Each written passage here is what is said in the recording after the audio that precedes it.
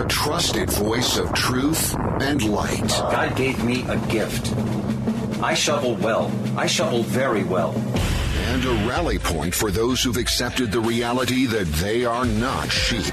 We've got a blind date with destiny. And it looks like she's ordered the lobster. This is the Bryan Hyde Show.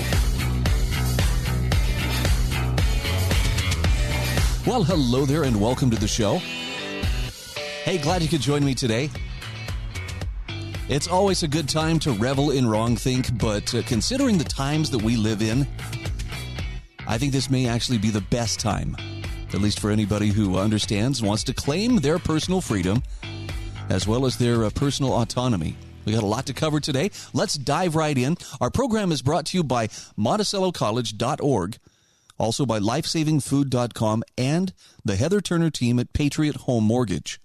Now, I've included links to each one of these sponsors in the show notes. I encourage you to check out the show notes at thebryanhydeshow.com, because this is a place where you can do deeper study of these issues. I'm not saying that, oh, yes, it's a college course just laid out right there for you in everyday's show notes. But the sources that I am able to access and the links that I provide will give you plenty of reading material, plenty of opportunity to take a deep dive on these various topics. And if it's important to you to know what's going on without having to immerse yourself in that septic tank that is mainstream media today, well, this is a good way to go about it. Now, I ought to tell you right from the beginning, I still think one of the best things that any of us can do, especially in relation to keeping our sanity, is to turn off the news as often as you can, or at least as often as you need to. I know, I'm kind of a junkie when it comes to information, too. I want to know. I mean, it's just inquiring minds like mine. We want to know. We want to know what's going on. And sometimes I think it is more of an addiction than not. First thing in the morning, I roll out of bed, my eyes are still blurry, and what am I doing? Oh, let's see what's happening. Is there anything big in the world going on? First thing. I mean, it's like before I take my first breath of fresh air in the morning. I gotta see if anything important happened. Might have to go report on it. People are counting on me, you know. Anyway, but we got to take a break sometimes. It's overwhelming. You know, there was a time, and I think for some people it may still be like this, when people who were struggling to maintain their mental health almost carried a little bit of a stigma, maybe a lot of stigma, especially like if you were to go to a counselor and say, I am having trouble keeping my head on straight, or I'm having, negative thoughts, I'm having negative feelings. I mean, for some people, this can go all the way to, I'm back drinking again, or I'm having suicidal ideation or whatever. I just want to tell you, do not feel like something is wrong with you. You are defective. Everybody else is dealing with life and all the challenges around us just, fine. You, though, if you are struggling, well, yeah, there's definitely something wrong with you. I say that because I think everybody at some level is being very challenged by this. And it's especially tough on kids. It's especially tough on older people who've been isolated. I feel especially bad for older people who have nothing to do but sit around and absorb whatever the news is pumping at them, because the news is pumping so much fear and so much, dread over COVID. I know for a fact, when I go to visit my mom, one of the conversations that we're going to have, in fact, usually the main topic of conversation once we sit down and start talking, is who has COVID? Who's on a ventilator? Who's been infected? What's going on? But that's all she's absorbing day in and day out. She really feels like this is the most important stuff. You can see how stuff like that would weigh on a person's mental well-being. And as much as I want to convince myself, but I'm above it, as a confident, well-adjusted, heterosexual male. Well, I don't know why I threw that in there, but I did. I still find myself, struggling with the weight of everything that's going on around us. Some people, are even more sensitive to this. They describe an almost heaviness or darkness that they feel is settling on society. And it's true, the challenges are considerable. But I hope through the information that I share with you, you understand that, yeah, we can acknowledge those difficult facts. Okay, we can look these unpleasant truths right in the eye and see them for what they are. We don't have to minimize or otherwise deny them in order to get through life. However, there's a lot of good stuff happening as well. And I especially am grateful for those people who can explain what's happening or give us context about what's happening in a way that we recognize for everything that's going wrong, there's also a lot in the world that's going right. But I promise you, the more mainstream media content you are consuming, the harder it's going to be to maintain that sense of optimism and that sense of, I can handle this. And I think it's because a lot of the messages that are being broadcast at us are messages that are intended to convey you are broken. If you don't think like the masses think, you're broken. And maybe they're meant to convey to us that, no matter what you do, evil has won. It's in control. I mean, they certainly try to give that perception, those who are pushing that narrative. And there's also the prospect of everybody believes this. Why are you the odd person out? Okay, that's consensus, right? That's an appeal to consensus. Well, every reasonable person, every sane person thinks this way. Which means, by implication, if you don't, then that means something is mentally wrong with you.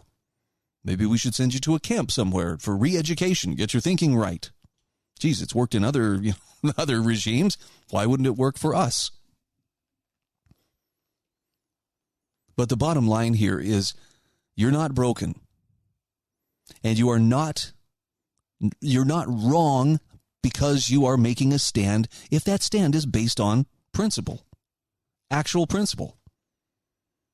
In fact, if you are the only person who is standing for a true principle and everybody else in the room is against that principle, it still doesn't mean that you are wrong. Probably means you're uncomfortable. It probably means you know what it feels like to be, stuck in the spotlight in a place you'd rather not be. But programs like this exist for the purpose of helping to demonstrate that, no, consensus is not absolute.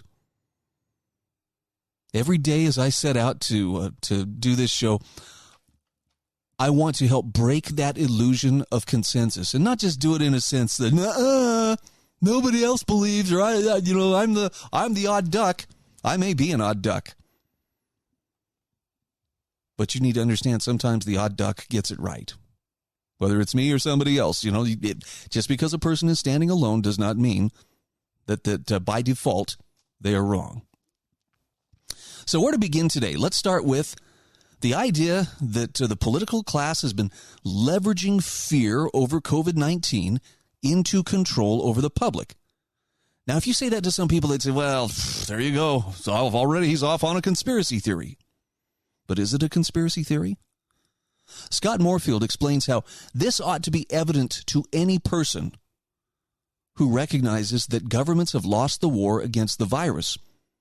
Now, I've started following the Brownstone Institute. Brownstone.org is their web address, and one of the reasons I follow them is because Jeffrey Tucker, who formerly was one of the chief editors at the American Institute for Economic Research, he is now with the Brownstone Institute.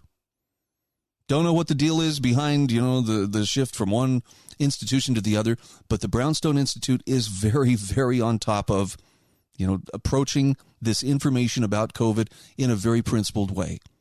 Scott Morefield, in writing about how governments lost the war against the virus, starts by reminding us when the Japanese finally surrendered on September 2nd, 1945.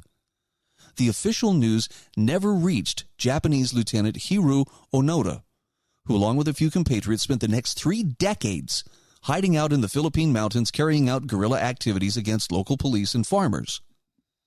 And although leaflets were dropped several times over the years, Onoda and his fellow soldiers refused to believe the news, instead stubbornly choosing to continue a pointless fight that they must have known they couldn't possibly win. And this is probably a good example of the mindset that some people have been locked into, particularly people in power. It's clear the virus isn't obeying their little edicts. It's not obeying their lockdowns or their mask mandates or anything else. It's not even playing fair with the vaccine. So when we come back on the other side of the break, we're going to share the rest of this article about how governments lost the war against the virus. That doesn't mean, by the way, that all is lost. It just means that we need to accept the reality that this virus is going to do what viruses do, and it's going to run its course through society. That means we have to protect the vulnerable, which is not everybody, but there are vulnerable. We'll come back to this just the other side of these messages.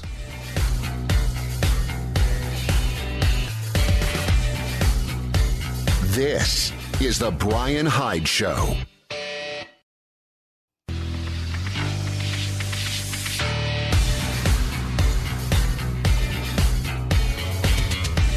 This is the Bryan Hyde Show. All right, we are back. Going to jump back into this article from the Brownstone Institute about how governments lost the war against the virus. Now, in this article, written by Scott Morefield, he talks about how one of the last things that we encounter in the stages of grief is acceptance. That's one of the stages of grief that human beings experience. And that's where team reality has been for much, if not most, of the COVID-19 pandemic. In fact, he says we got there pretty quickly. Thanks to science, by which he means the real kind humans used to practice before they lost their ever-loving minds, we've known all along there is no stopping or permanently containing a highly contagious respiratory virus that by March 2020 had already been raging for months and making significant headway into the population. Team reality accepted this. And as was eloquently drawn out later that year by a group of highly qualified medical professionals in the Great Barrington Declaration, they postulated the best way to mitigate that inevitable damage would be to shield the vulnerable and let the virus burn through those to whom it posed little statistical risk. After some temporary pain, herd immunity would have been achieved in a matter of months, and life would have returned to normal. Now, just as an aside here, I think herd immunity at one point was somewhere around 70 to 79%. CDC at this point is not saying what herd immunity is. I mean, they're claiming that, 80% of people have either had it or had the vaccine, had the COVID or had the vaccine. But there is no clear number on where herd immunity will be achieved. In fact, they don't even talk about it much. That's curious. I wonder why. But Scott Morefield says, would our overlords listen to logic, science, and common sense? The answer is of course not. Instead, they went all in on lockdowns, then mask mandates, and now leaky vaccines and vaccine mandates, none of which have worked as advertised, or at least nearly as advertised. The lockdowns worked for a little while, but they couldn't be sustained. It's destroying people's lives. The mask mandates never did anything at all. Although they are still protecting people in the U.S. against severe illness and death, they say the vaccine program seems to be failing on a massive scale. Going in a matter of months from a path to normality to your vaccine protects me, but the vaccinated can still get and transmit COVID, so we have to wear a mask indefinitely, yet we still have to force everyone to get a vaccine so everyone is safe or something. Scott Morefield says, yet in a quest that cannot possibly be achieved, President Biden continues to double and quadruple down, mercilessly abusing the power of the federal government in the process. We just have to mask up and vax harder, we're told, and at some point we'll get to a new normal where school children could at some point not have their mask taped to their foreheads by some psycho hypochondriac teacher if they let it drop below their nose for a few seconds. Hey, we can all dream, right? Scott Morefield says if there was ever a time to face facts, it's now. Those of us who still have a degree of sanity left need to shout it from the rooftops. The war is over and the virus won. It is here. It is extremely contagious. It is sadly deadly to some, and it's never going away.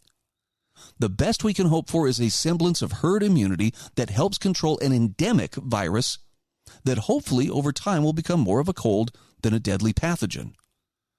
Now, obviously, the powers that be have been fighting hard for the vaccine kind of immunity.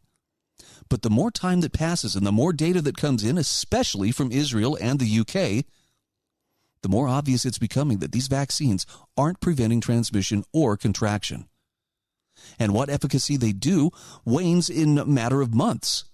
In other words, vaccine-generated herd immunity isn't happening. And given that we've never had a sterile vaccine against a coronavirus, it probably never will. That means that in some form or other, almost everybody with a pulse is going to get COVID-19 or a variant thereof.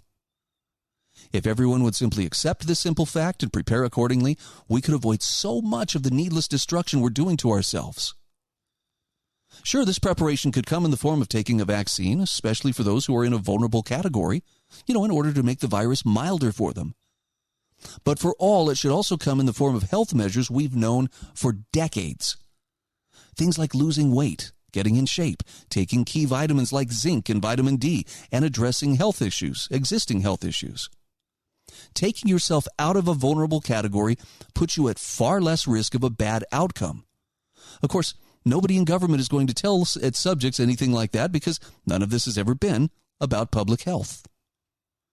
Many of the vaccinated are angry at the unvaccinated because they've been lied to, both about who is actually spreading COVID. Anyone care to guess what happens when a vaccinated person contracts COVID yet feels fine and engages normally in society?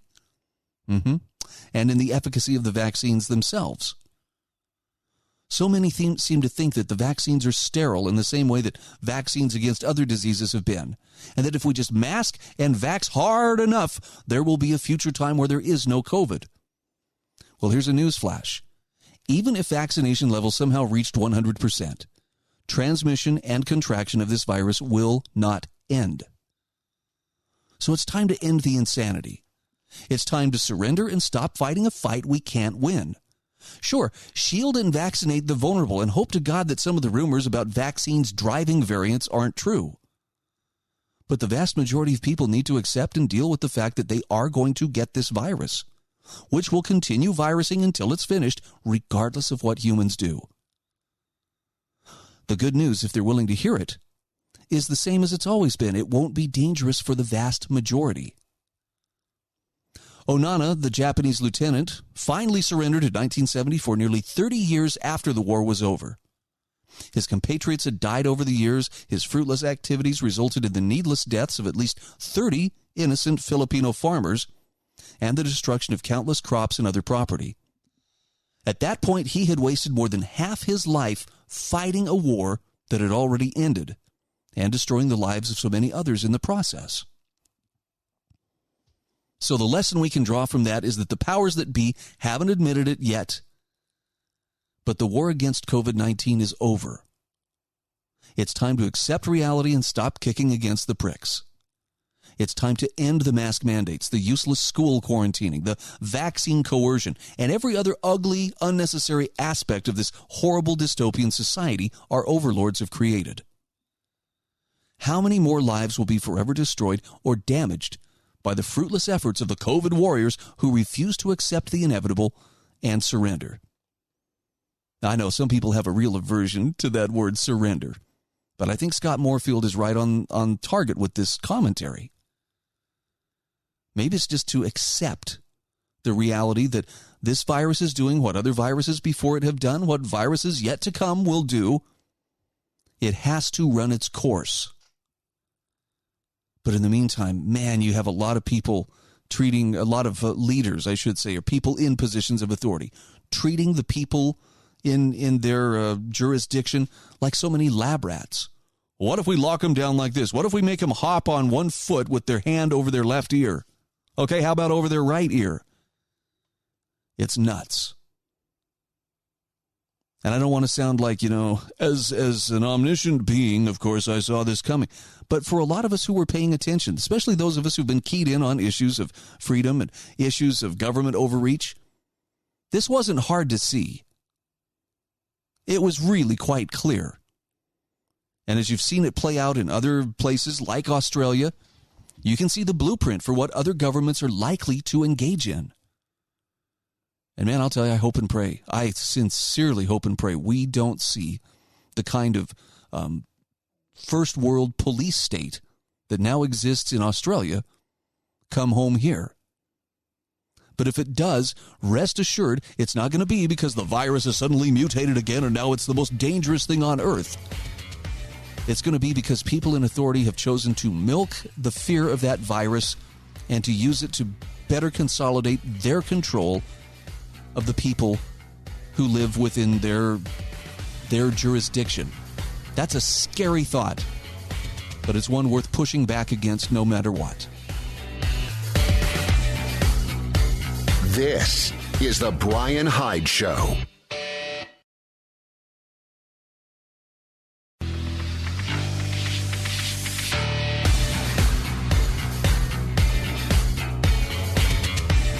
This is the Bryan Hyde Show. Hey, welcome back to the show. Our program is brought to you by the Heather Turner team at Patriot Home Mortgage. If you're one of the thousands of people relocating to the Intermountain West right now, probably don't need to tell you, but this is the hottest real estate market that most of us have ever seen. And if you are looking for a home in the state of Utah, particularly in southern Utah, you have got to talk to the Heather Turner team at Patriot Home Mortgage. They have the experience in the lending industry, decades of experience, to help you get the loan you need in a very timely fashion. Because if you find the home of your dreams, the chances of it still being there days later is not real good. They're going fast. That means you got to have your financing squared away. Contact the Heather Turner team at Patriot Home Mortgage. You can call them at 435-703-4522. They're located at 619 South Bluff Street in St. George, Utah.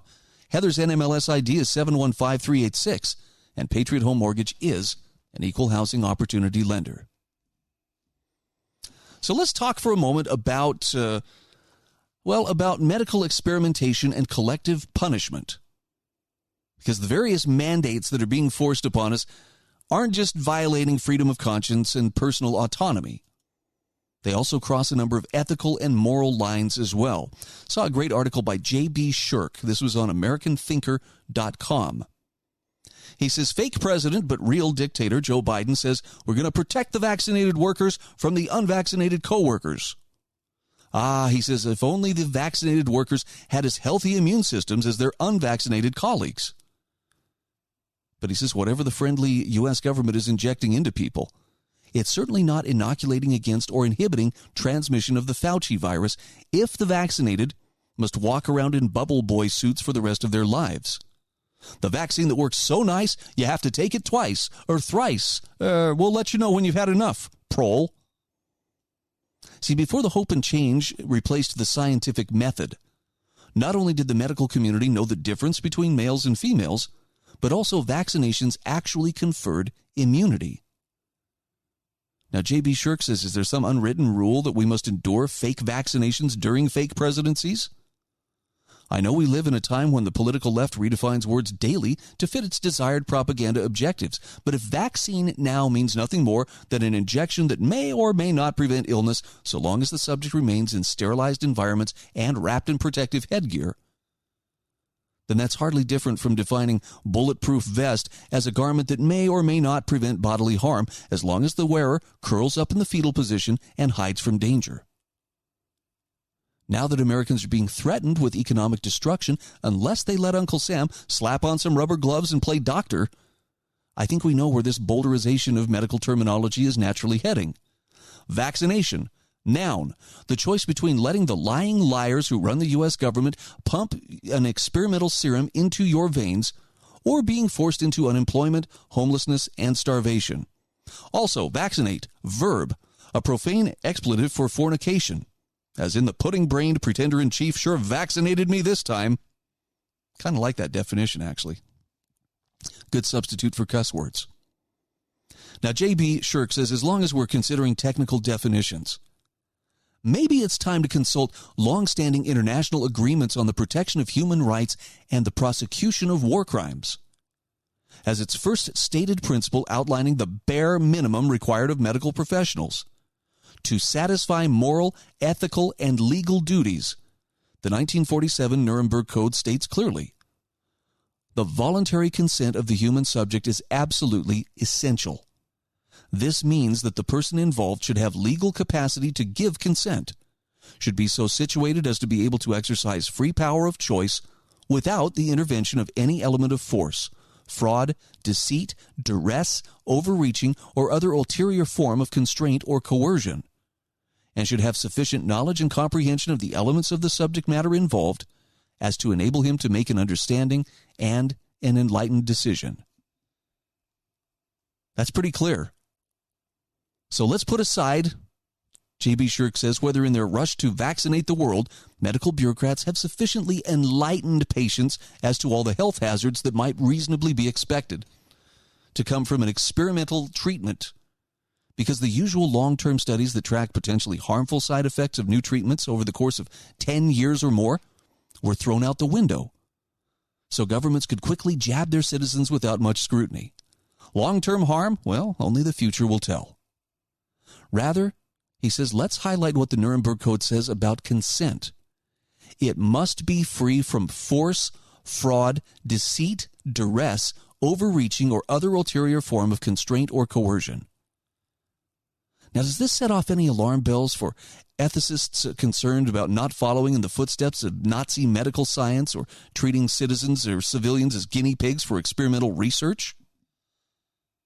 Is it possible that Herr Biden's angry threats against healthy citizens for not partaking in his medical research might amount to duress or coercion?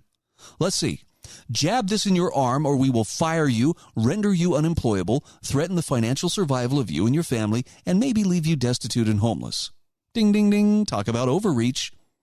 Surely threatening people with economic destruction if they won't submit to medical experimentation is the exact kind of government force or mandate the War Crimes Tribunal at Nuremberg was trying to prevent in the future. Surely vaccine mandates explicitly designed to outlaw freedom or personal choice should be scrutinized with an eye open to the human atrocities of the past. And yet here we are, 75 years later, and medical experimentation is back in style. Maybe the New World Order, the globalists keep forcing down our throats, is once again written in German, even if President Dummkopf only speaks gibberish. J.B. Shurk says not only is the right to avoid the imposition of human experimentation protected by the Nuremberg Code, principles, by the way, adopted by the Food and Drug Administration in its own agency regulations, but also collective punishment, more generally, is still considered a war crime under the Geneva Conventions. The Fourth Geneva Convention explicitly states collective penalties and likewise all measures of intimidation or terrorism are prohibited. And the 1977 additional protocols to the Geneva Conventions ensure that real or threatened collective punishments are crimes against humanity at any time and in any place whatsoever. But what do we have coming out of the White House today? Well, out of anger and malice, the Delaware Fuhrer has targeted unvaccinated citizens without any regard as to whether they might individually have natural immunity or have gained immunity from already having been infected with the Fauci virus. Instead, DF's vaccine mandates are structured to punish an entire class of Americans who have the temerity to believe that adults should be able to make up their own personal decisions about their health. Their own health, yes. Because racial minorities make up a large share of this unvaccinated class, collectively punishing the unvaccinated has the obvious effect of disparately punishing non-white Americans for the crime of deciding for themselves what should be injected into their bodies. Now, J.B. Shurk says, look, if we still had a working constitution, some might call that an obvious denial of equal protection under the law. Regardless, if threatening the livelihoods of a group of people for refusing to submit to forced government injections of an experimental treatment doesn't constitute collective punishment and a crime against humanity, well, then the door to war crimes in the future is wide open. He says maybe one day, when all the woke fascism around us is finally repudiated, we can convene a special tribunal to sort through this mess, provide due process to all the accused, and then vaccinate the lot of them. Sorry, but that gave me a little shiver of, yeah. There's a little feeling of vengeance there. I don't know if they ever will be held accountable, but I think he's right on the money. I think medical experimentation and collective punishment, they're not only violations of some legal code, but they're violations of your inalienable, let me say that another way, your God-given natural rights. So while I don't fault anybody for, looking up, okay, well, the Nuremberg Code says this, the Geneva Convention say that, that's great. That's further, justification, or at least it's further evidence that government is out of its lane in a big way. But let's not forget the single most important consideration, which is you and I have inalienable rights. They're not transferable. They can't be gifted away. We can't even give them away to government, though some people would like to because they're afraid. Violation of those rights is an affront to your humanity. It's an affront to your Creator. So that's the hill that I would choose to stand and die on. Yes, this is wrong because, it's using coercion or it's using collective punishment, and that is against, the Geneva Convention, or that is against, the Nuremberg Protocols. But more importantly, the reason it crosses a line and the reason why I will not yield and why so many others will not yield comes down to because these are my rights. And I only have them to the degree that I'm willing to claim, use, and defend them. So take courage. You're not alone. You're standing on solid moral ground. Just hold that ground.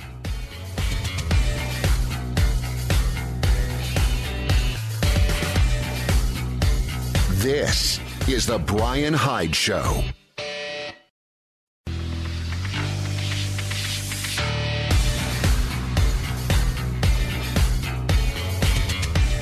This is the Bryan Hyde Show. Welcome back to the show. I don't know if you've had the chance to click on the sponsored link that I include in the show notes at thebryanhydeshow.com, but I would invite you to check out lifesavingfood.com. Yes, it's food storage. Yes, I understand. That is not the sexiest subject ever. I think most people, given the choice between, hey, how would you like to have a really comprehensive food storage program or a couple of sick-looking side-by-sides sitting in your driveway waiting for some weekend family fun? Yeah, I think most people would probably choose, the Razor, and they'd be out making clouds of dust somewhere out there in the hinterlands. But I think there are a few things more important than having that ability to be self-reliant when you need to. Whether it's for a personal emergency, someone is injured, someone is sick, someone loses a job unexpectedly.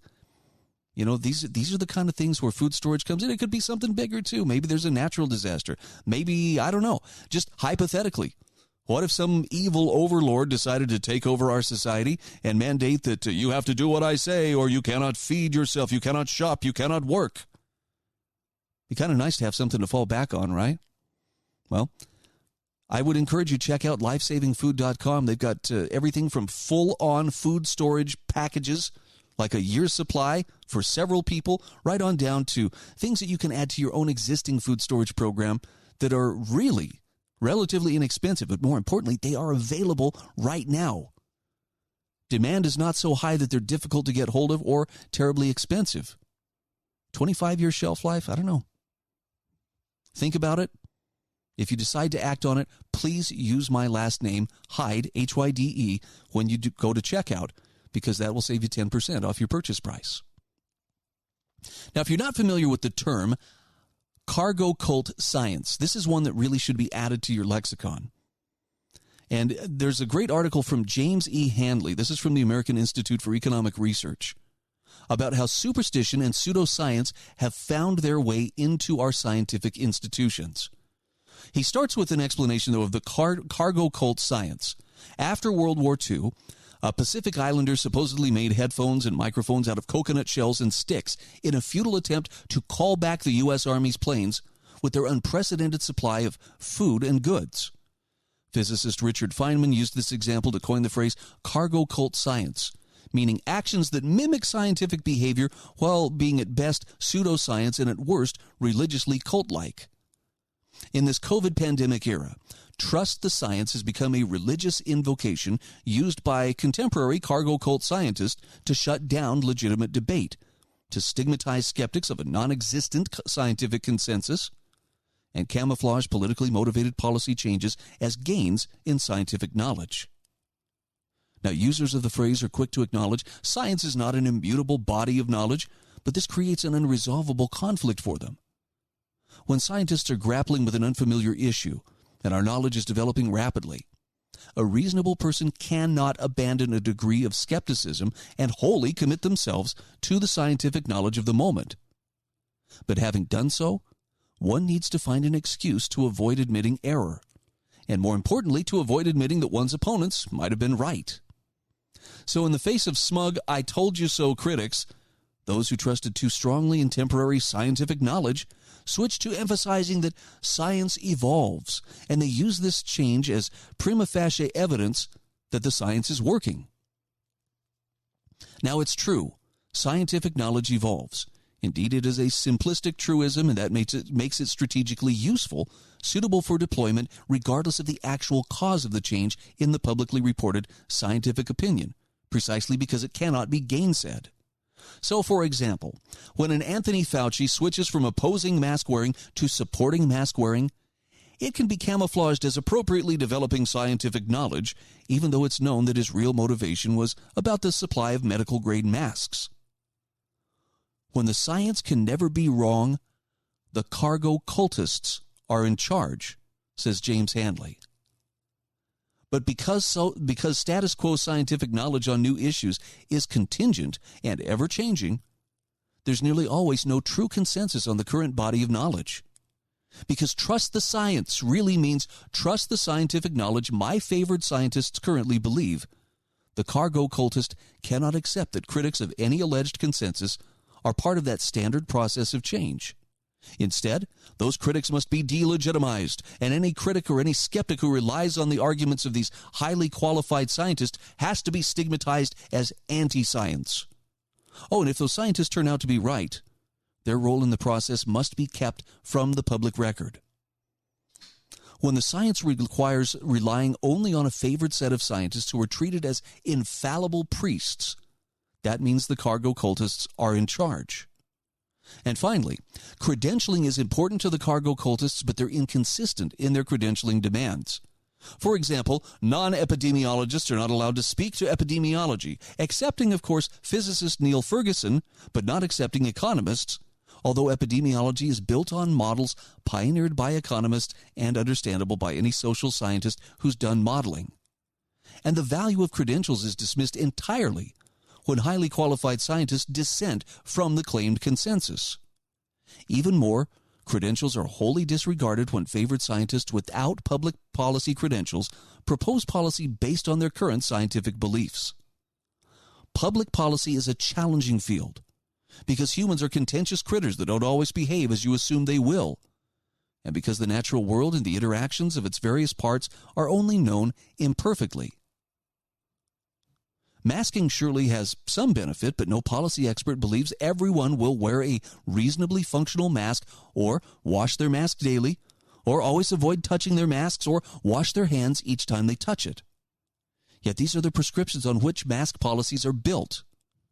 You should not be surprised that one of the most common phrases in public policy is, "That's not what we meant to happen." In addition, public policies always involve trade-offs. There are no benefits without attendant costs, and a good policy analyst must consider not just the value of the intended benefit, but whether that value actually outweighs the unavoidable costs.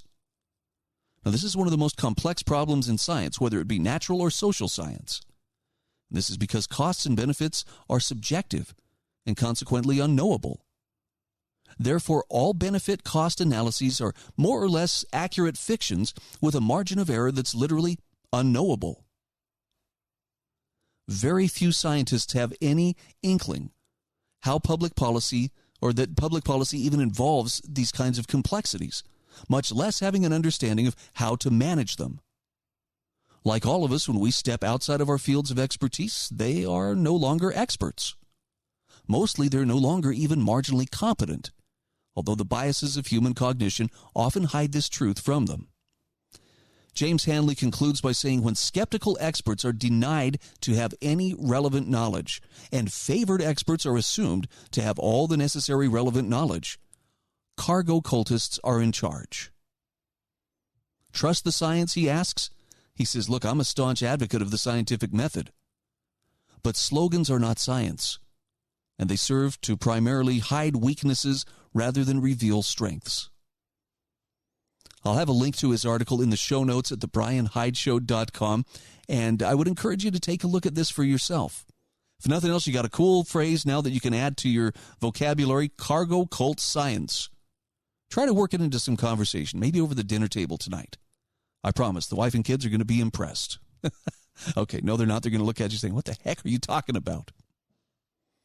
So, think about it. You'll find all of these stories talked about today in the show notes, along with links which will lead you further and further into the rabbit hole and give you an opportunity to do your own research. Now, again, I'm going to caution, as I did at the beginning of the show this hour, it's great to be informed. It's great to dig in and do the research to really understand and know these things for yourself.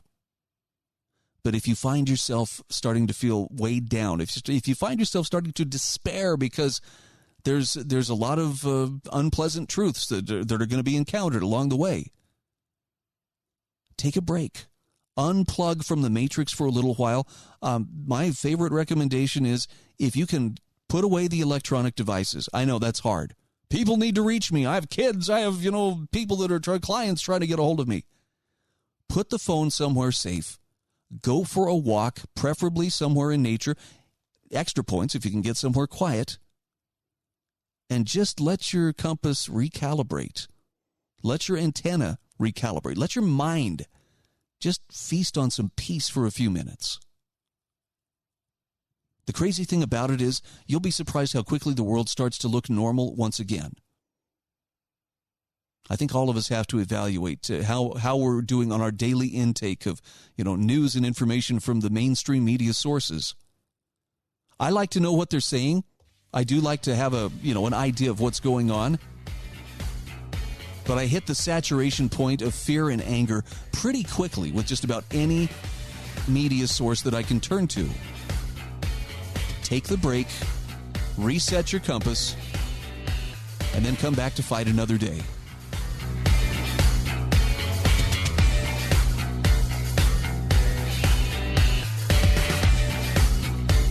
This is the Bryan Hyde Show.